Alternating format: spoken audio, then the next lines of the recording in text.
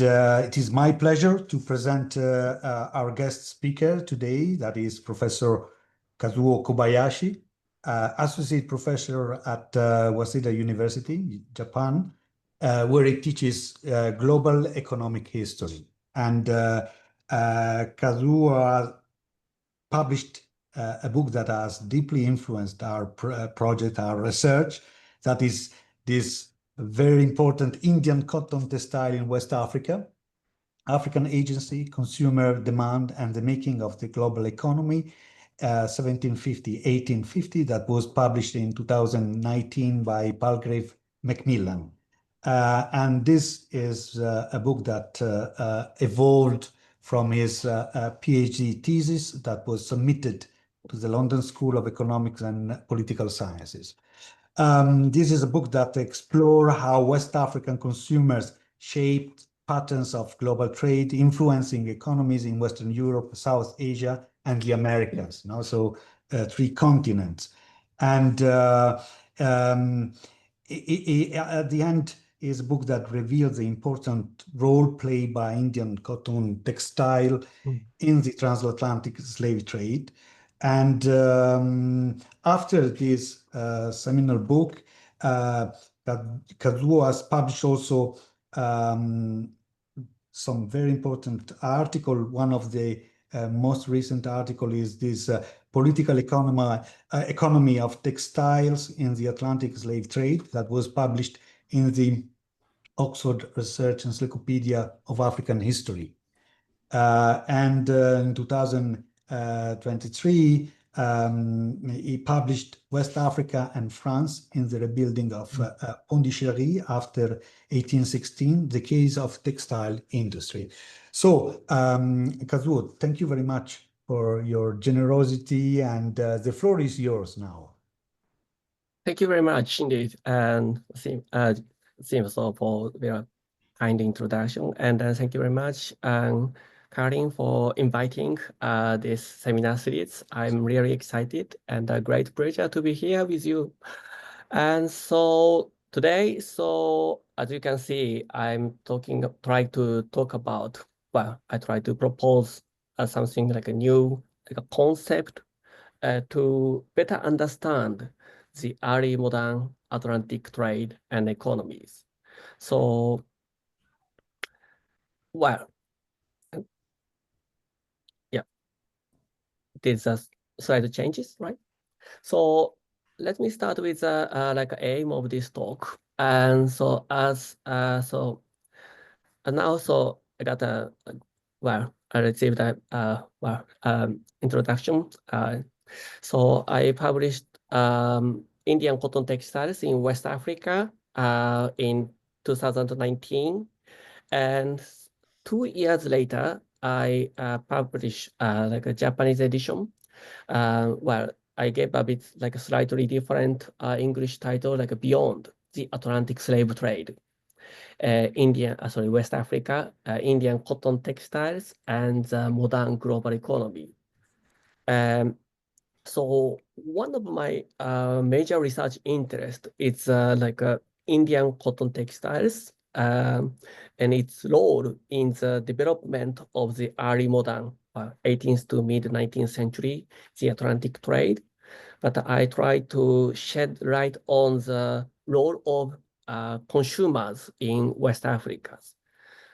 Try to explain how their demand for like Indian cotton textiles influence the like region development of the regional economy, and also the like process of industrialization in Western Europe, and subsequently the establishment of the modern global economy.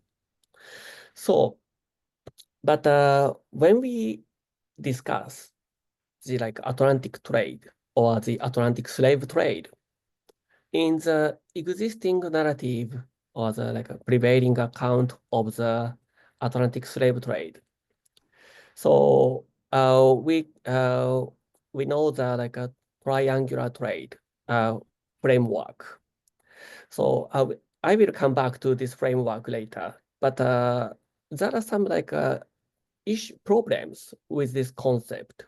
So I want to propose umbrella models to replace this framework. Okay, so I might skip this part, but just like let me give a brief background about my research. For my research, there are two backgrounds. One is a global economic history, and another is like revival or renaissance of African economic history. So, like in response to the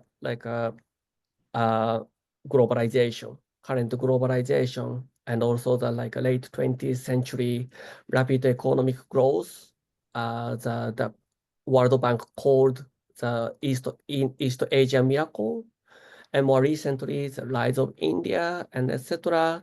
So this situation made historian reconsider the like a like a narrative of the world history.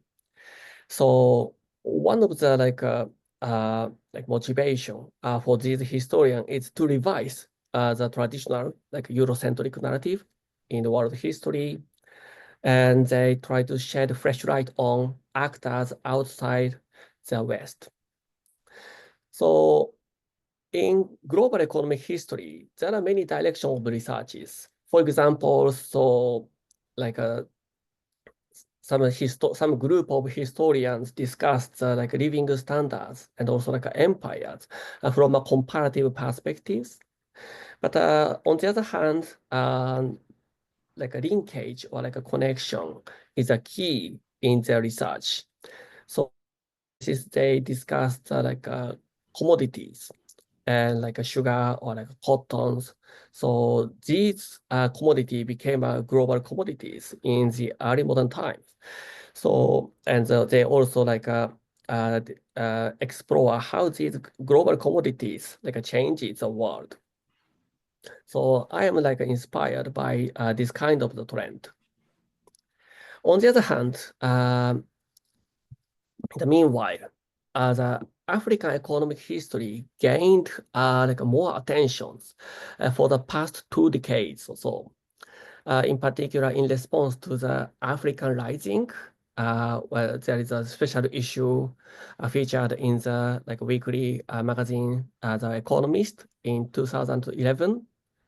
Well, also there are there is a debate about whose Africa is rising or who is a middle class in Africa. But anyway, this situation also gave opportunity motivate economic historian to explore the African economic past as well. For example, the one of the milestone in the revival of African economic history is a special issue of the Economic History Review, a top journal of economic history in 2014. Also, African Economic History Network was founded in 2011. But there was some predecessors, African Economic History workshop organized by Gareth Austin. I think they're from 2005 also, and Karin is one of the earliest participants of that annual meetings. So in this situation,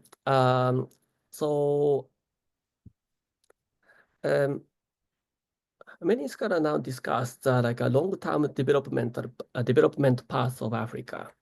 And sometimes they care about the interactions between environment and economic development. But for me, more interesting thing is reconsider the African agency. But speaking about the agency, so we can ask who's the agency? We can find the agency of producers, for example, that is discussed by Tony Hopkins' classic economic history of West Africa in its chapter 4. He discussed producers a choice in a response to the increasing income earning opportunity created by the rise of the legitimate commerce in the 19th century. Or we can also discuss the agency of traders. Like Richard Roberts made an important work about a choice of traders in the colonial time period. But more recently, one of the important work was published. It's about the consumer agency, but in East Africa. That was discussed by Professor Jeremy Prestholt in his book, the Domesticating the World, published from the University of California Press. And he also published an important path-breaking article from the American Historical Review in 2004. So these works are also effectively challenges the prevailing the accounts of African history by the dependency theory and its variants like the world system theory.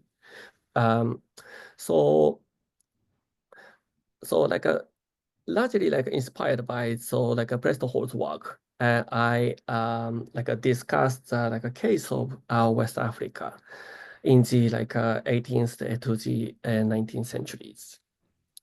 So West Africa in global economic history.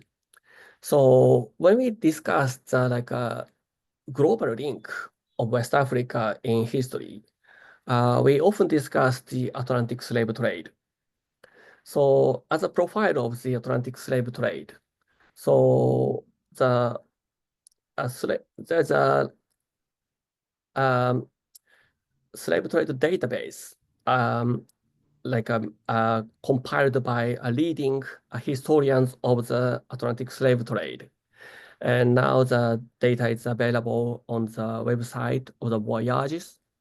So according to the website and the project, so 12.5 million captives, at least 12.5 million captives, were exported from Africa from 16th to 19th century.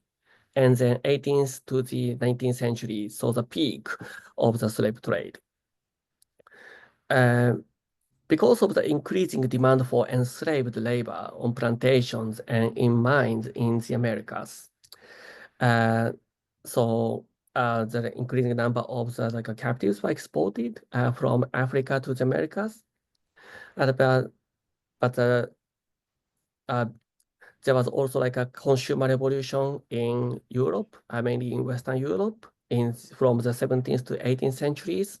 There was a growing demand for sugar and tobacco, coffee produced in the Americas, and also a demand for tea, porcelain, and cotton textiles imported from Asia.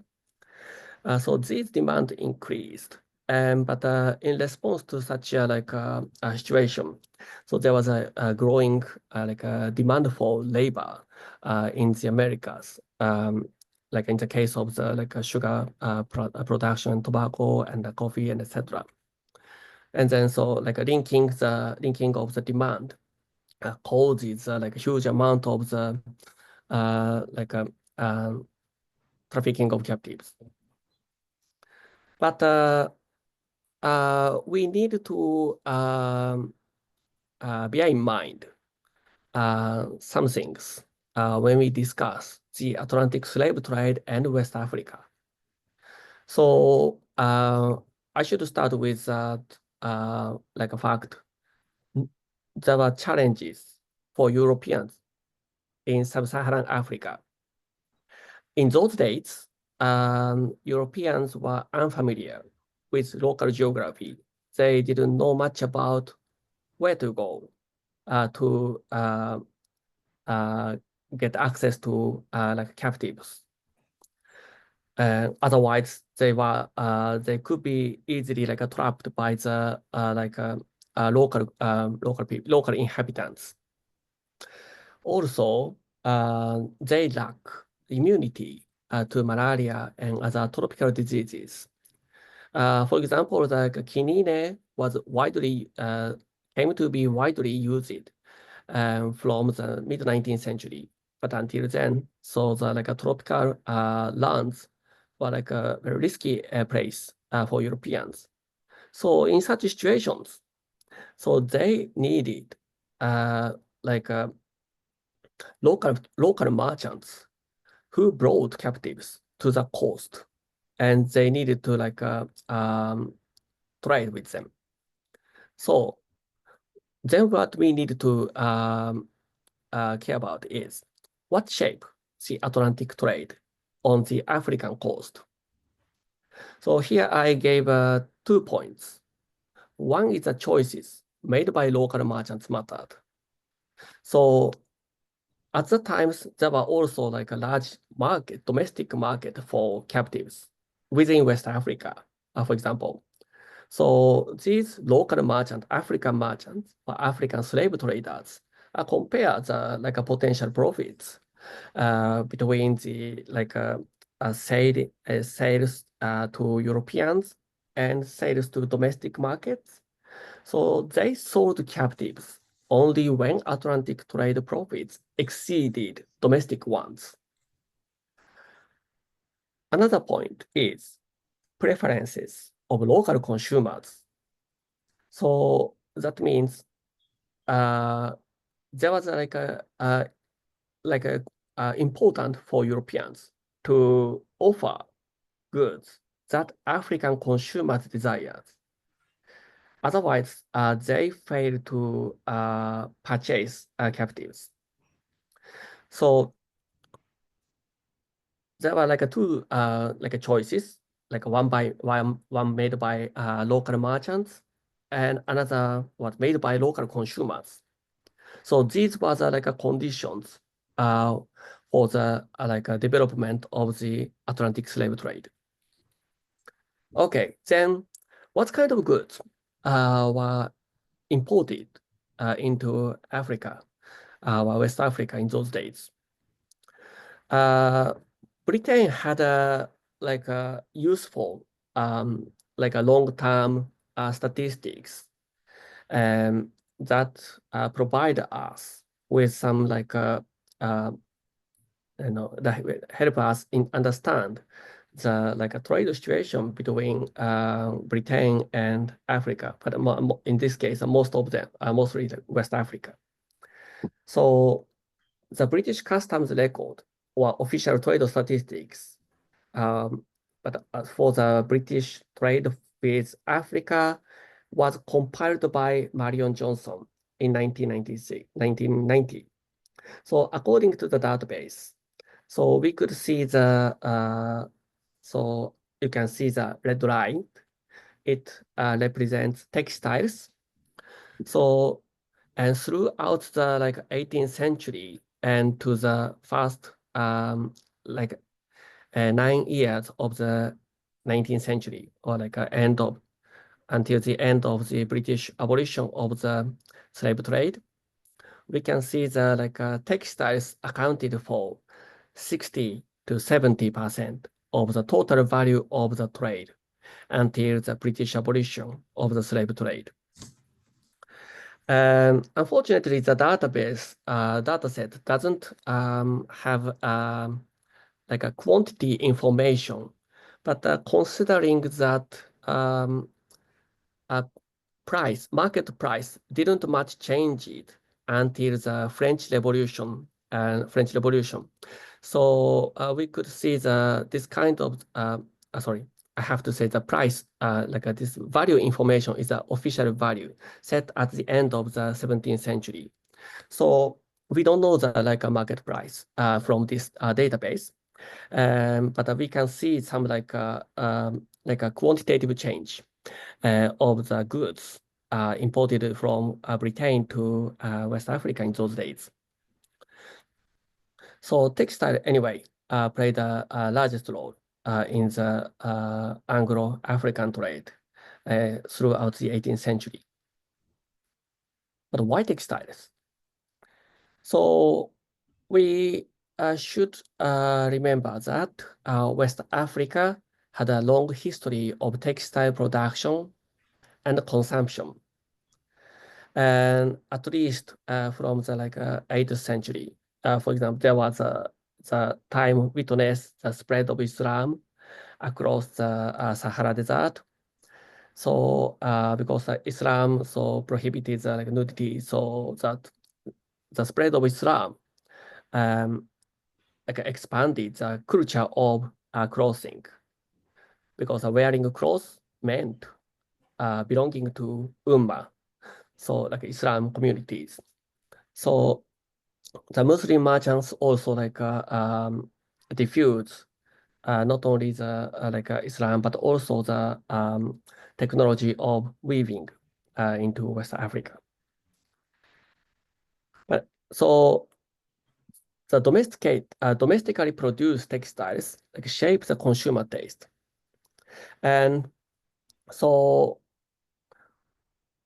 here is a question. So why but they imported textiles despite they produce textiles on their own ways.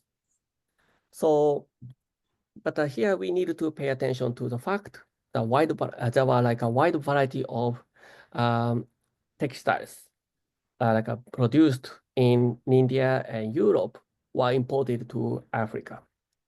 What's that? What does this mean?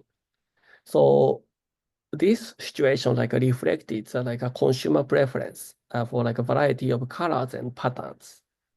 Their preference for the some aspects of the textiles changed over time and across the regions.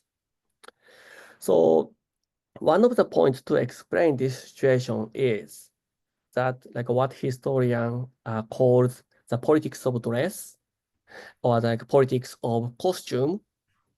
So this has been discussed by many literatures from the Phyllis Martin, but it's about West Central Africa, and most recently Jody Benjamin in his monograph The Texture of Change discussed politics of dress nicely. So what this means? So it's about a display of wealth and status. We may borrow a term by the sociologist Thorsten Veblen's conspicuous consumption. So showing off the a variety of the textiles, something different from others, meant that they were something among their communities. So by having something new type of the textiles, and so they try to differentiate themselves from others.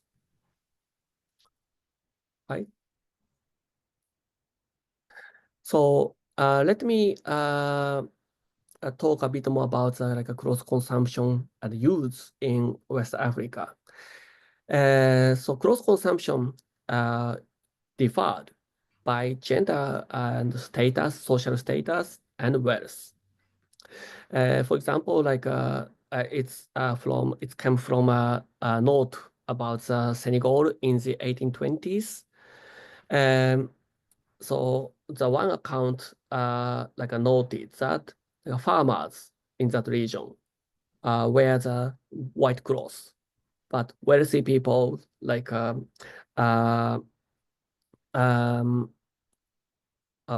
sorry, I just forgot.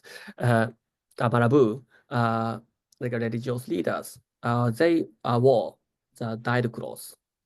Dyed cloth is more expensive than the white cloth, white or plain cloth. So wearing these kind of clothes show their some wealth or status. And locally produced clothes also functioned as currency in the domestic economy. But there was some a note that imported textiles rarely used as currency.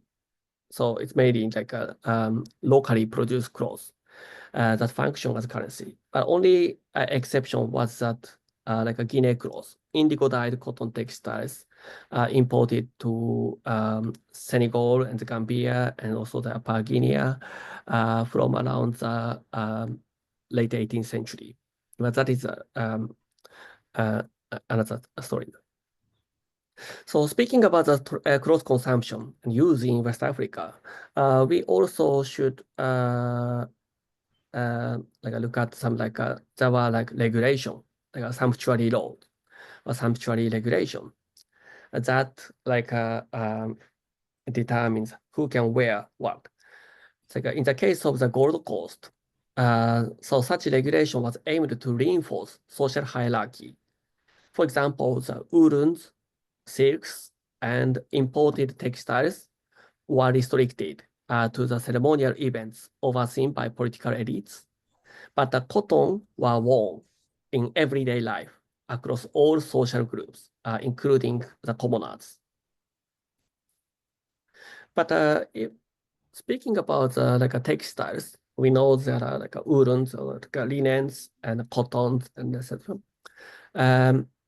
British trade statistics again, it also provided us, it's more like a breakdown of the textile trade from Britain to Africa in the 18th century. So what we can see, what we can find from this figure. So, okay, then we should start with, until the beginning of the like 18th century, you can see the gray line. It's wool. Wool was like a major textiles produced in Britain before the industrialization. But from the 18th century, we can see the like a jump of the red line. It means it's represent Indian cotton textiles. It became the leading goods, not only among the textiles, but also the like total goods imported from Britain to Africa. Around the 1729 to 78, Indian cotton textiles accounted for almost 30% of the total import value in the Anglo-African trade. But later, we can see some like a sudden increase of the green line. That is British cotton goods. What this means? Because of the like a beginning of the British industrialization or the Industrial Revolution. So British manufacturers at that times tried to catch up with Indian textiles. But interesting things is, so let's look at the like a final point here. So even at the end of the like closing time of the British Atlantic slave trade. So in the final decade of the like from the 1799, Indian textiles maintained the leading position in the trade at the final phase of the British slaving. So why Indian cotton textiles? Because in those days, Indian cotton textiles were like sought after um, from the like consumers all across the corner of the world. Because the skilled weaver and the finishing process, the skilled weaver in South Asia and the finishing processes like dyeing, painting, and printing, so gave an advantage for the Indian cotton textiles. This is more like a in more detail discussed by Giorgio Rieros in his masterpiece Cotton. So Indian cotton textiles had like vivid colors and wide pattern of the like wide like variety of patterns, and also they were like durable against the strong sunshine and also for the washing. So Indian cotton textiles were, known for its great quality. So they catered to diverse consumer taste across the world. A skilled weaver easily responded to the a different type of the demand for textiles in those days. And the skill were also transferred from one generation to another, but without a written record. So it was a tacit knowledge that also made some difficult for Western Europeans to copy the skill of weavers. So Indian cotton textiles became a global commodities before the British Industrial Revolution. So, but they also stimulated the British manufacturers to imitate Indian goods and to invent their own products. But so British manufacturer also tried to sell their counterfeits to the overseas markets, including West Africa. But the quality of the textiles are often inferior to the Indian cotton textiles and often face the objection by the African consumers. So Indian cotton textiles maintains its advantage in African markets by the end of the 18th century, despite its growing competition from the British textiles. But there are many variety of Indian cotton textiles were imported into West Africa. We know just a list of the name type, baths, vegetables, calico, cheros, chintnicanis, and lomars. Lomars are handkerchief and sarampos, etc. At least there are 40 types of names. We can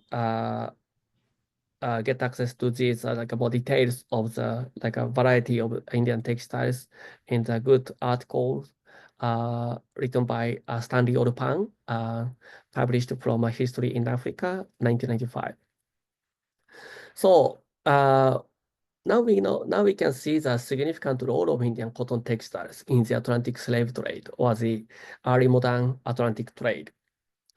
So indeed, there are abundant of the literatures refers to this point or focus more closely as a role of Indian cotton textiles in the Atlantic slave trade. From the at least from the Jean Tarade, Jean Tarade is more to discuss the French case. Marion Johnson again, David Richardson. So he surveyed 90 or so shipping records departed from left from Bristol and Liverpool, and showing that a significant amount of the Indian cotton textiles and also Johannes Menne Postuma referred to the significance of Indian cotton textiles in the Dutch Atlantic trade as well. And Harvard Klein gave more overview of that, the Western European trade into West Africa. And Andrea Leichhardt is a rare German literatures exclusively focused on the textile trade into Africa during the Atlantic slave trade. And Inicoli and Krieger and Giorgio Rierod and so to the more recently Maxim Berg and Pat Hudson and Jody Benjamin and me. So all of us discuss Indian cotton textiles in the Atlantic slave trade. So discussing this point itself is not so new, but what we want to do now is how we can overcome the prevailing narrative of the triangular trade. So in that sense, only the Giorgio Riello in his book and his more recent article published from the past and present, he proposed diamond shape trade systems. That is made a significant advance in the historiography of the textiles in Atlantic trade. He effectively incorporated the role of India or South Asia into the development of the Atlantic slave trade But so what is like a difference between Giorgio's railroads diamond-shaped systems that argument with my umbrella system is so a point. There was no direct trade between West Africa and India. So I propose so like umbrella models instead in my Japanese book 2021. Anyway, I will come back to this point later. Maybe I can skip the like a literature about the like Southern Atlantic. Southern Atlantic is a bit like a different trading system. It's mostly like a bilateral between Brazil and West Central Africa. So anyway, so Indian about a lot of the like huge amount of the Indian cotton textiles imported into Africa reflected like a consumer demand. So in West Africa, so West African demand for like a particular type of the Indian textiles also influenced the procurement of Indian cotton textiles by the in the case of British in the case of Britain, the like procurement policy by the English East India Company. So in India, in the 18th century, most of them they try to procure cotton textiles under what Kirti Chaudhary called advanced system. It's not about it's not equal with the putting out system, because in the under the putting out system, so the a client gave materials to the producers, but the advanced systems, East India Company gave cash, like a half amount of the like a payment to the weavers first. Then in this system, Indian weaver could decide how to allocate the cash, like for food. Okay, so they needed to survive. So they spent a majority of the advance cash food. Then with the remaining amount of the advance cash, they bought raw materials, and also they tried to maintain the loom and etc. So depending on the food price and also like a price of raw materials, the final the quality of the final products like influenced. And so in the advanced system, the weavers were requested to supply the like sample textiles in advance. So in that process, weaver tried to do best, produce the best quality of the sample growth. But once that textile sample growth got approval, they changes the strategy. So quantity prioritize in the final products. Didn't much care about quality of the products. So even if the English East India Company rejected these goods, the French East India Company or others who stood the nearby, there was a French or the other Europeans. So the Indian intermediary found the alternative buyers, so they could sell their products. So what this means, quality control was difficult. And East India Company tried to reform the system, but well, in short, that it often failed to provide, because they failed to provide effective incentive to weavers. So throughout the 18th century, there was persistent problems with quality and standardization. So what this system means that what we can learn from this system, weavers' decision played a crucial role in the procurement. In the procurement, there was some patchy sources about mentioned West Africa. But for example, there are some like a quote. For example, this is a letter from London to the Madras, and Port St. George. So they requested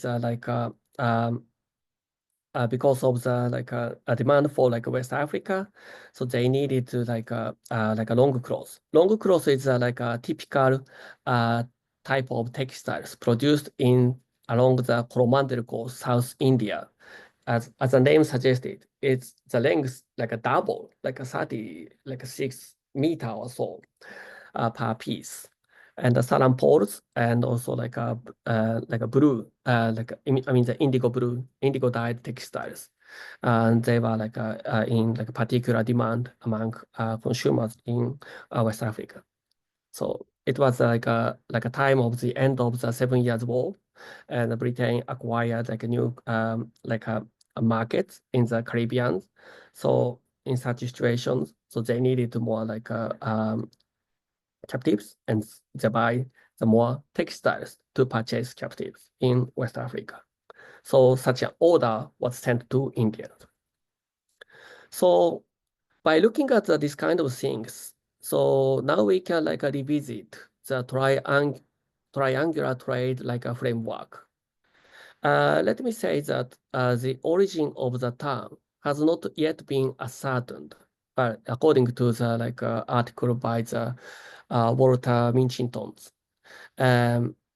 according to him, as a late 19th century, a historian found one one case, but it's about a colonial a New England slave trade.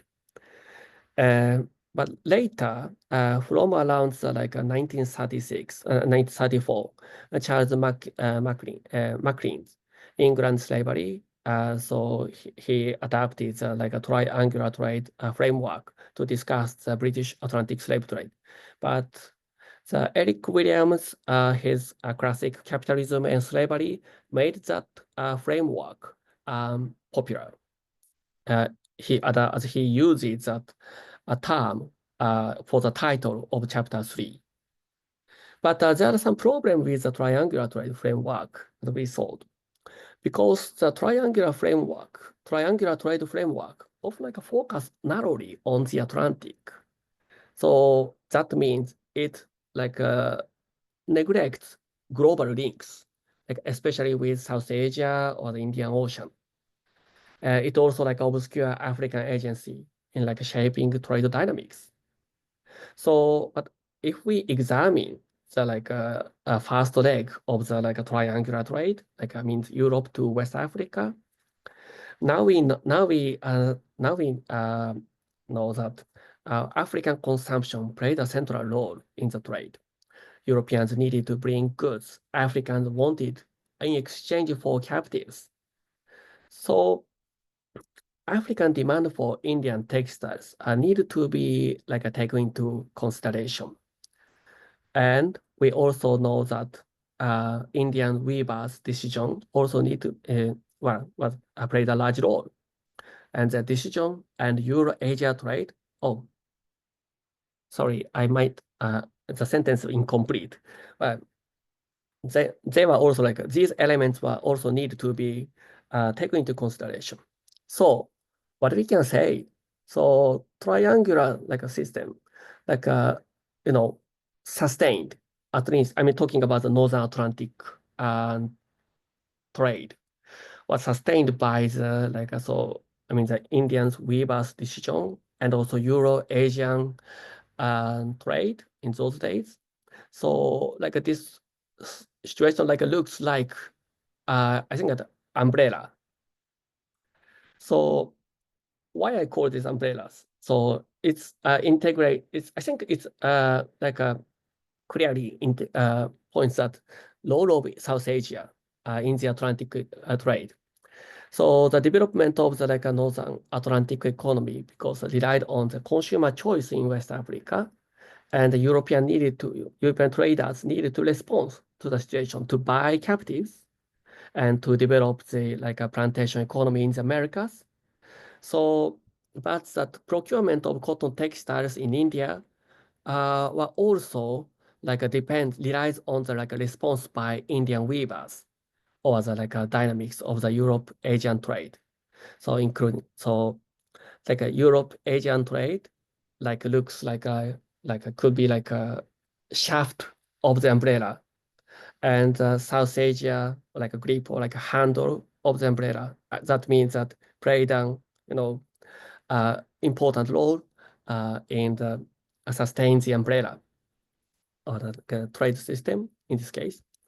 So the West Africa and South Asia were connected via Europe. I have to emphasize there was no direct link from South Asia to West Africa. One of the reasons was different like oceanic currents, and also like the size of the ship were influenced by this kind of the shallowness of the ocean. Asian trade required much like a larger ship, but this kind of ships were not like suitable for the trade with like Atlantic coast of Africa. That is like another one of the reasons. That's like a separation between trade with West Africa and the Asian trade. So Indian textiles, West Africa, and early modern Atlantic economy. So we now saw the cotton textiles, and actually I didn't have time to discuss the cowries from the Maldives, but both played a vital role in like a purchase of captives. And then, so the slave-based plantation economy in the Americas. Also, like industrialization Western Europe and subsequent emergence of the industrialization based the modern global economy. I mean that industrializing Europe produced manufacturers and exported them to non-European markets, and non-European markets specialize in producing primary products and foodstuff, and they exported them to industrializing West. So this kind of the division of labor, international division of labor was formed in the modern global economy. Indeed, from the late 18th century, Lancashire manufacturers, so they tried to demand ban on the Indian textiles imports. So that is a reason for the a declining of the import of the Indian textiles from South Asia to Britain and also to West Africa from the end of the 19th century. Sorry, from the end of the 18th century. So in the case of Britain, the Atlantic slave trade ended or was outlawed in 1807 to 8. So the decline of the Atlantic slave trade meant the closing of the umbrella. However, interactions between West Africa and South Asia persisted.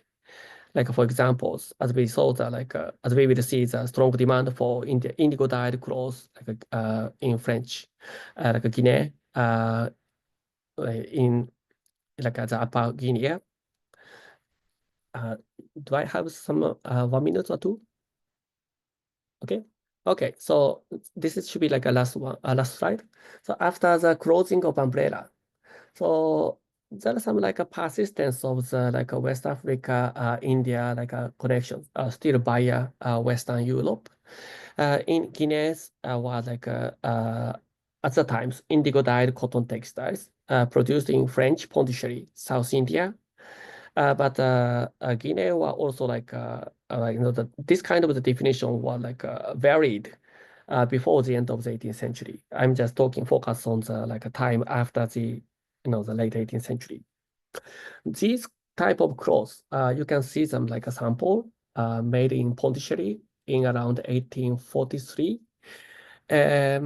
These looks similar to panyu. Panyu is a term for the locally made cotton textiles in the Upper Guinea. They were also they function as clothing, but also as a function as a currency in the regional economy. But from the mid 18th century, the panyu production declined in the Senegal River Valley.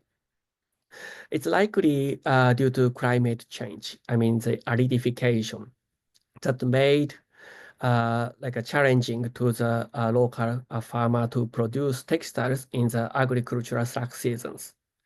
So to fill the gap, it appears that Guinea came to be imported via France to that regions, and they came to serve as a new major currency in that regional trade, especially the Gum Arabic trade. Even after the decline of the Atlantic slave trade, Gum Arabic was important products exported from West Africa to Western Europe because it was essential in the textile production in Western Europe. That was used as a stiffener. I mean, to keep the color and the print on the textiles. Otherwise, once you wash the printed or dyed textiles, the color easily lose. So Gum Arabic fixed such colors, and so to increase a global competition, competitiveness of the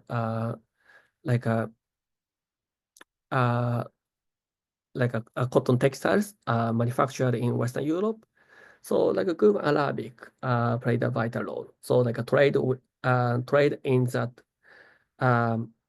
the Senegal River regions had a big implication on the industrialization in Western Europe and subsequent the establishment of the global modern global economy. So this is a selected bibliography. Thank you for listening. Thank you.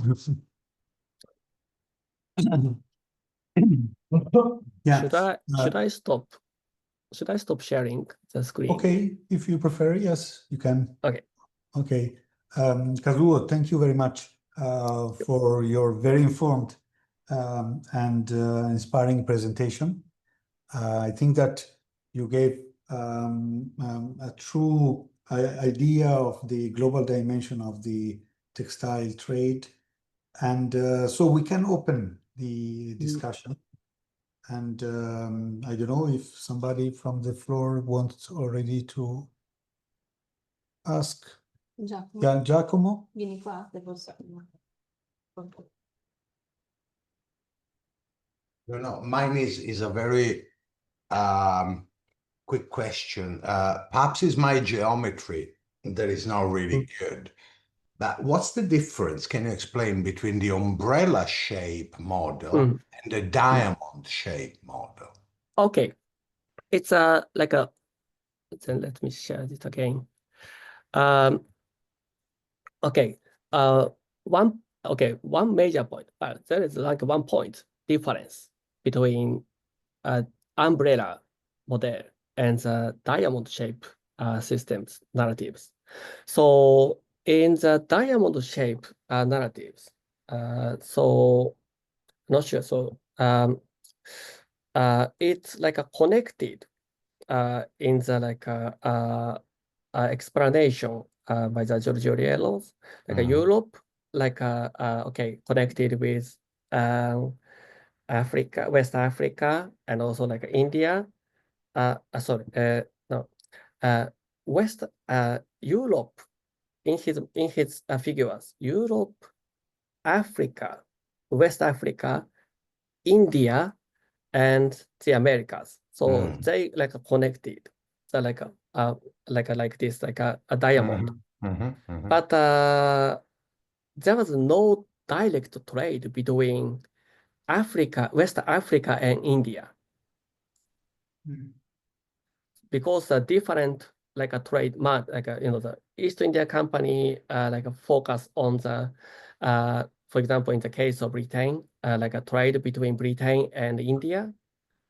They didn't they were not in charge of the slave trade in the 18th century to the end of to the beginning of the 19th century.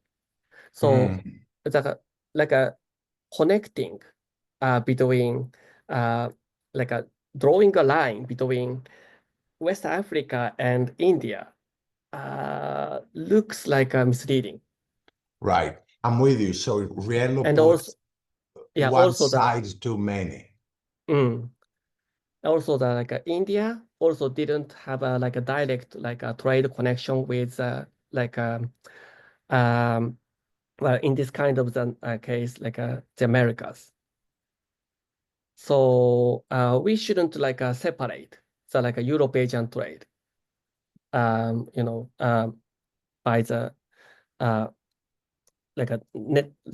we shouldn't link. Can you see this arrow? Yeah, South Asia to the Americas, there's no direct trade, and South Asia and West Africa, there's no direct trade because Indian textiles were re-exported from Western Europe to West Africa. So what I want to emphasize, what I want to show with this model, it is kind of the following the trade route. Thank you. Thank you. That's clear. Cheers. Okay, thank you.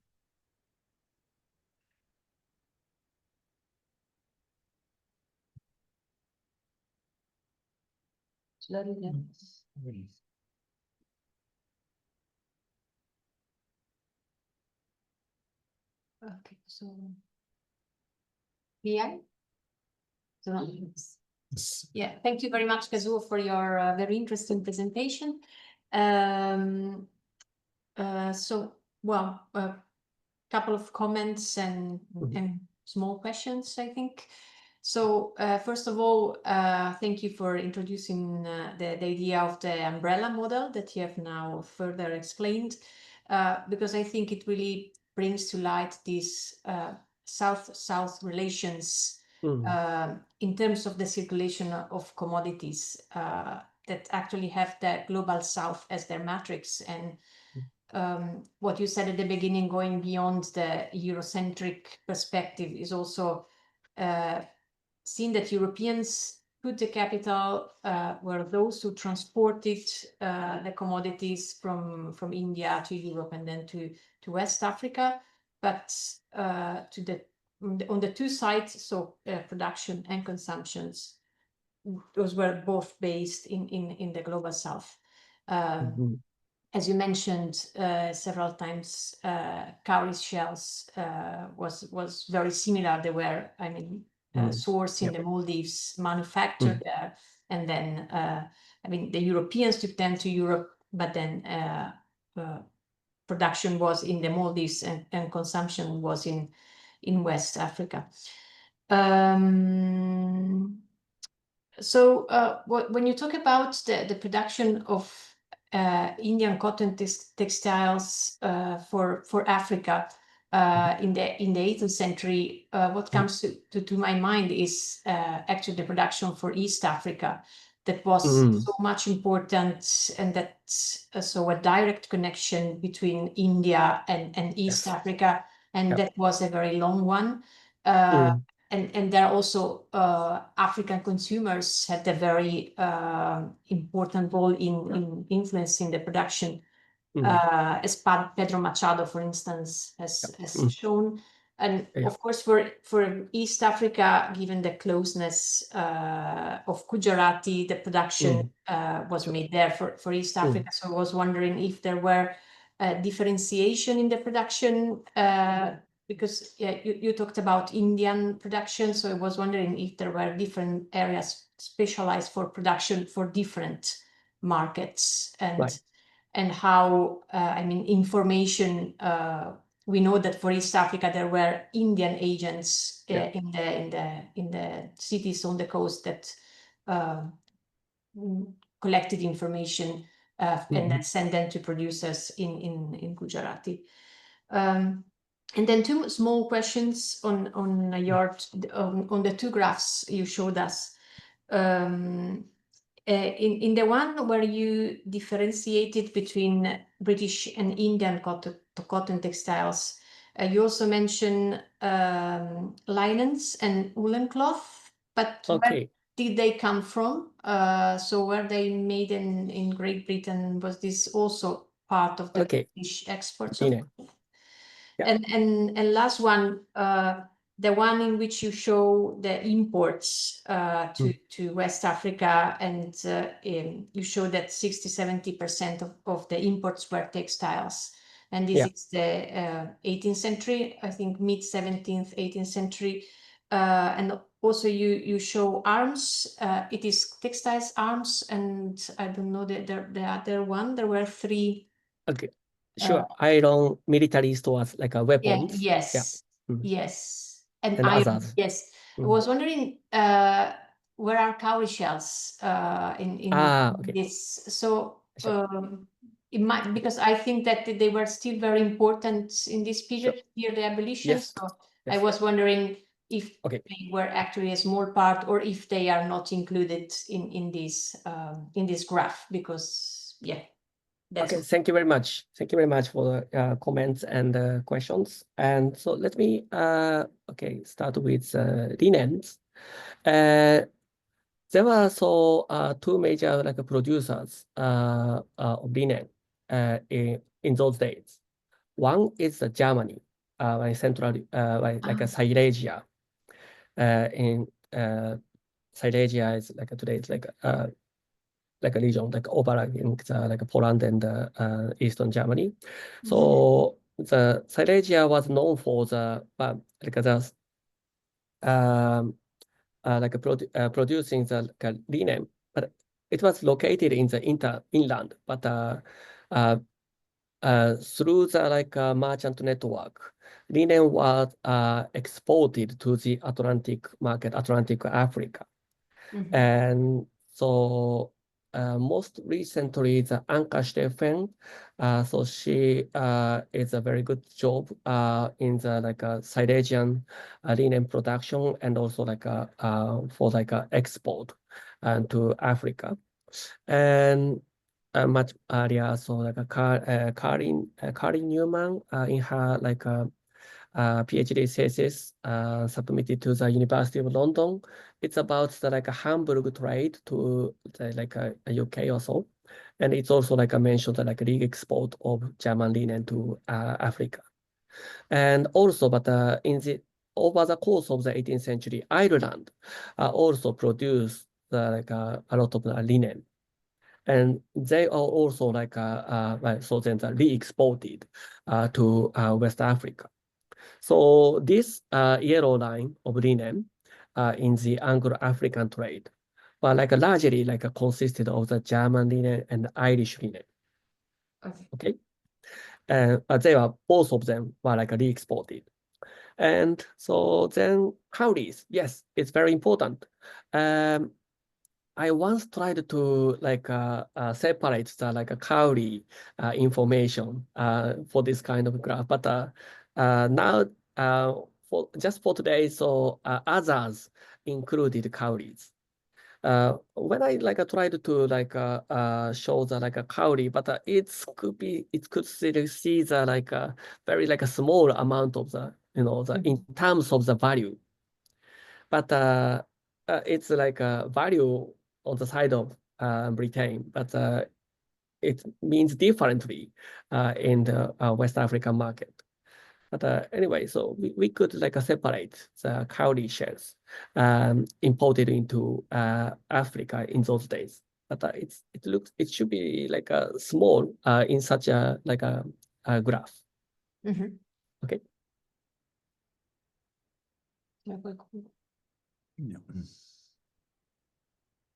Alessandro? Yes.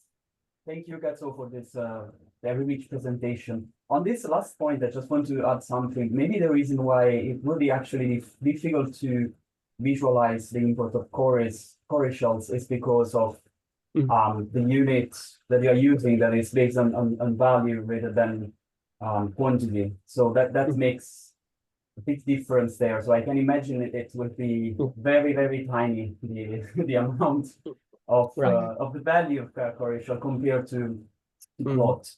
On your it's more of a comment on your model. I kind of like your idea of the umbrella, because I think that it underlines or highlights how this global how this global market was actually disconnected, or at least the segmentation of the global markets in the 18th and 19th century. So maybe the umbrella helps to show this segmented patterns.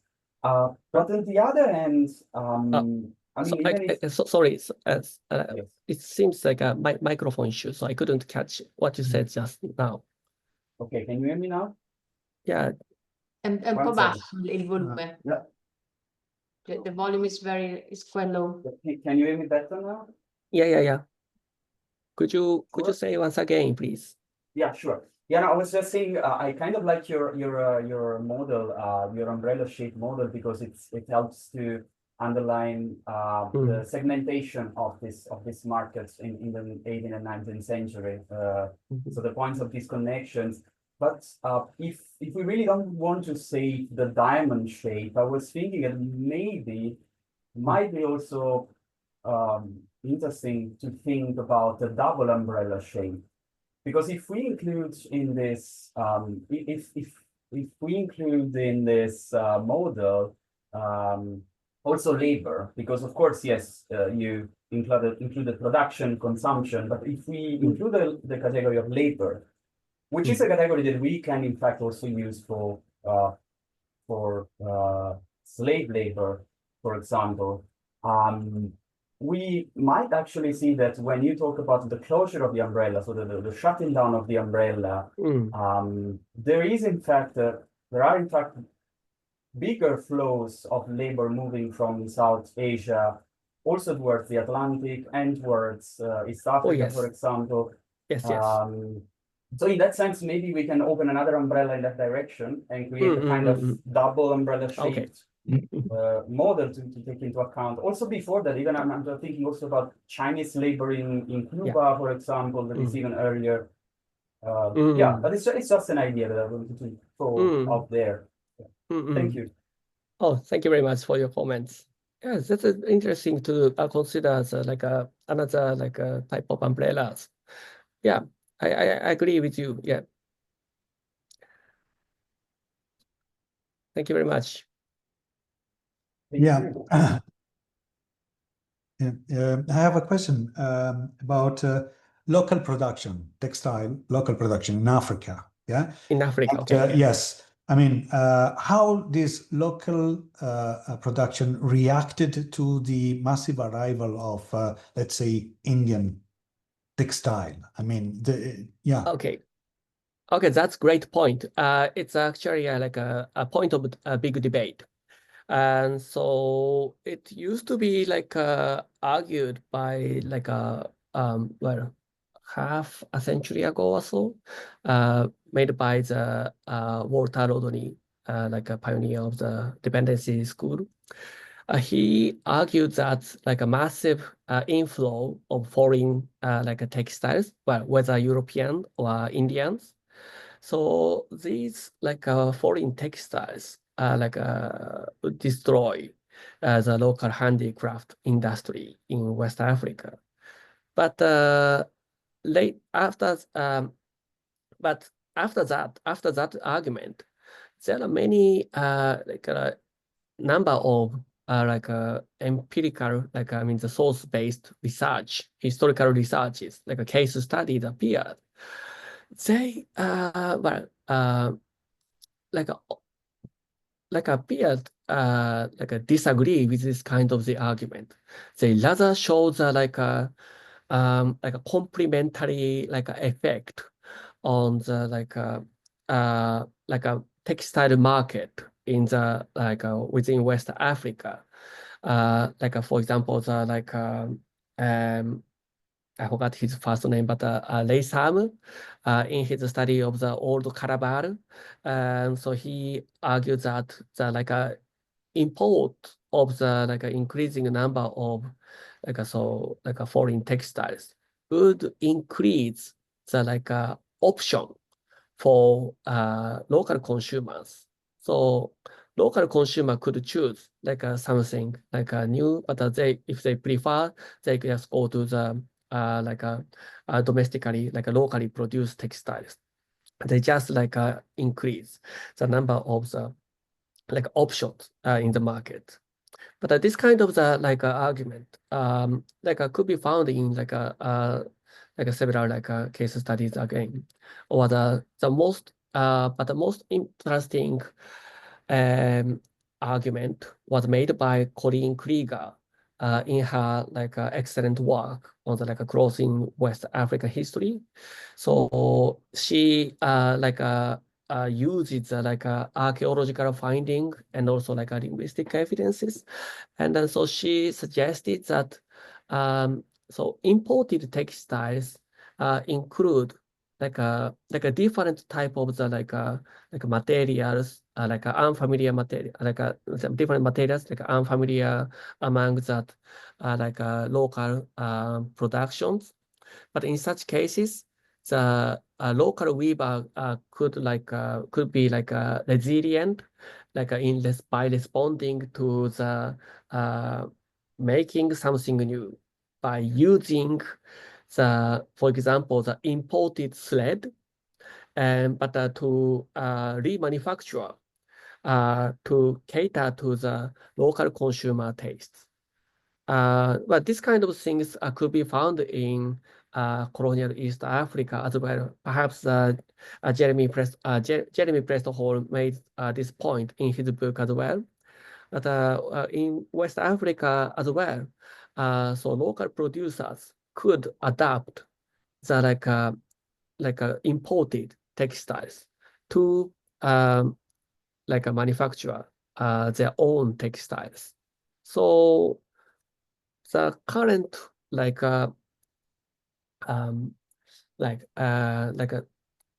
researches are suggested more a complementary effect of the imported textiles into the local textile production. This is my understanding. Yeah, thank you. Thank you.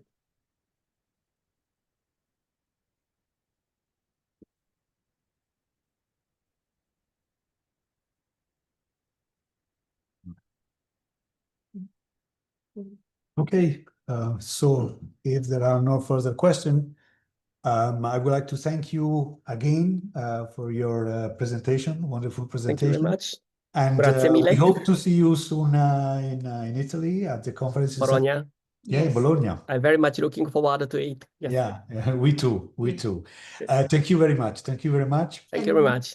This is, if I can make an announcement, Yeah. this is the last meeting of the seminar series, and so we will launch our YouTube channel with all the presentations that have been made since February, I think. We started in February this year. And there will be also the presentation that Jeremy Pressel did on the import of Japanese textiles to East Africa. So that is another part of the story and of the connections within the Global South. Or at least within, South-South relations, so to say. And yes, Alessandro has just put the link in here in the chat. So we are really looking forward to meeting you and discussing further in Bologna in September. And thank you to all of you for attending the seminar series and this meeting today. And yeah, thank you very much. Bye. Thank you very much. Thank Thank you you. very much indeed. Thank you.